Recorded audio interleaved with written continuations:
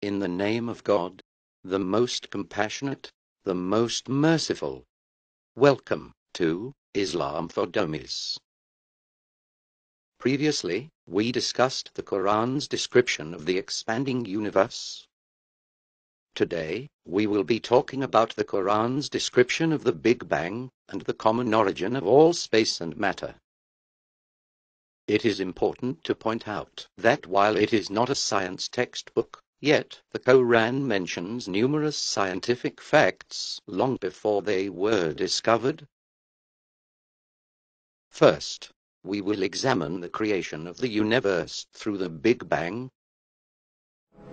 When you look out at the universe and look at the other distant galaxies, you see that they're all fleeing away from us, that they're all moving outward at huge velocities. If you extrapolate that all the way back, you see that one time, maybe 13 or 14 billion years ago, everything that there was must have been compressed into one inconceivably dense point. أولم ير الذين كفروا أن السماوات والأرض كانتا رتقا. Whatever the universe was at the very beginning, some 13.7 billion years ago, we think it was tiny, an infinitesimal nugget of space. And then something happened, triggering the most colossal explosion in history. أن السماوات والأرض كانتا رتقا ففتقناهما. It seems there was an explosion so huge that it created an entire universe. The Big Bang. No one knows what caused it, but we think that the Bang created space, time, and all the matter in the universe. In summary, this Quranic verse states two scientifically accurate facts about the creation of the universe through the Big Bang. Number 1, the common origin of all space and matter. The heavens and the earth were both joined. And number 2, the violent separation that created all the matter in the universe. Then we tore them apart. Second, we will examine the false claim that the common origin, stated in chapter 21 verse 30, is similar to the beliefs of other societies at that time. Let's listen to discuss Islam's false claim. That the heavens and the earth were one piece before we clove them asunder. It does, however, follow very precisely creation mythologies that were believed in at the time of Muhammad. Firstly, the most widely held belief at that time was the Greek view of an eternal universe. According to the Sumerians, the heavens had been separated from the earth. Secondly, regarding the Sumerians, their beliefs on the matter of cosmic creation must often be gleaned from wholly unrelated texts, because no direct texts exist.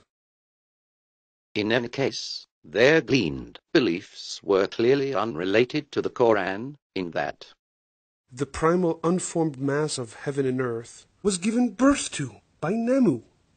Thereafter, it was the union of heaven with earth which produced the great gods. Discuss Islam is also confused about the ancient Egyptian beliefs.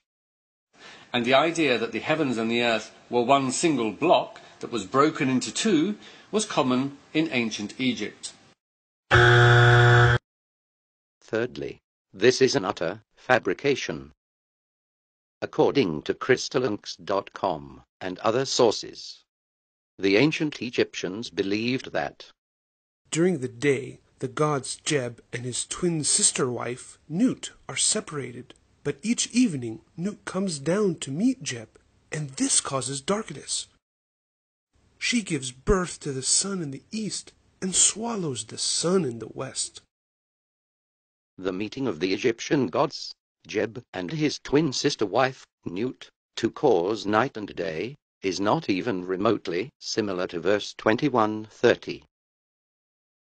Fourthly, both the Sumerian and ancient Egyptian civilizations died out more than 700 years before the Quran, and their beliefs were only discovered recently by archaeologists.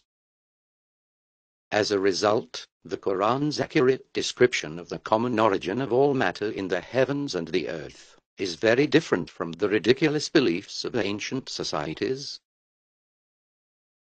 Third, we will examine the false notion that the terminology used in this verse does not match with science. Here's the false claim about verse 21:30, which states that the heavens and the earth were both joined before being torn apart. The Big Bang is not about a lump blowing up. Matter did not exist to be cloven asunder, and there was certainly no splitting of earth from heaven. Every single part of Discuss Islam's statement is incorrect. As we saw earlier, just prior to the Big Bang, everything that there was must have been compressed into one inconceivably dense point. and the final false claim is that One can hardly think of a more inaccurate description of the Big Bang than this verse. in fact, it is the term Big Bang that is inaccurate, while the verse is quite precise. It was meant to be a derisive term. However, the Big Bang is really a contradiction because it was not big and there was no bang. It wasn't big because we think that the universe started from a singularity of some sort. And there was no bang because there was no air to carry the vibrations. So a Big Bang is in some sense is a misnomer, but the name stuck. In contrast to the term Big Bang, the Quran's description is perfectly accurate to any rational person. Thinking where Muhammad came from, he was after all a Bedouin. I think it is almost impossible that he could have known about things like the common origin of the universe, because scientists have only found out within the last few years, with very complicated and advanced technological methods, that this is the case. And somebody who did not know something about nuclear physics 1400 years ago could not, I think, be in a position to find out from his own mind, for instance, that the earth and the heavens had the same origin. Having demonstrated the clear meaning of this verse, if one were to scrutinize further the Quran's literal translation, the word joined is actually stitched together, and the word door also applies to fabric. We already admitted that the Quran is not a science textbook. So is it fair to critique the Quran's terminology against the terminology used by Einstein? Let's see about that. In 1905, Einstein published his theory of special relativity, which explored the link between space and time. In Einstein's view, there isn't really a separate thing. There's space and then there's time. But there's just one thing, space-time, that we all live in. He thought of this new space-time as a fabric weaving together space and time. In 1915, Einstein developed his theory of general relativity, which modified special relativity to include gravity and its effects on this fabric of space-time. Mass is a term used to describe the energy and matter that objects contain. The larger the mass of an object, the greater its distortion of the space-time fabric, the stronger the effects of gravity. Gravity is not really a force. It's a fabric. It's a shape of space and time.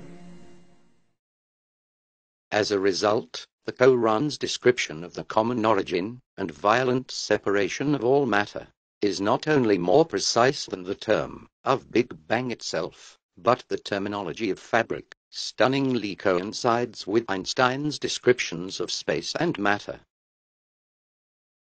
In conclusion, The Quran chapter 21 verse 30 correctly states that everything in the universe came from a common origin before being ripped apart.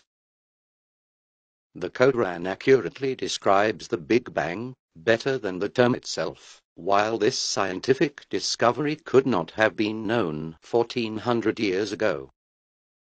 Furthermore, the verse's unusual terminology of fabric is amazingly identical to the ingenious description of space and matter by elite scientists like Einstein.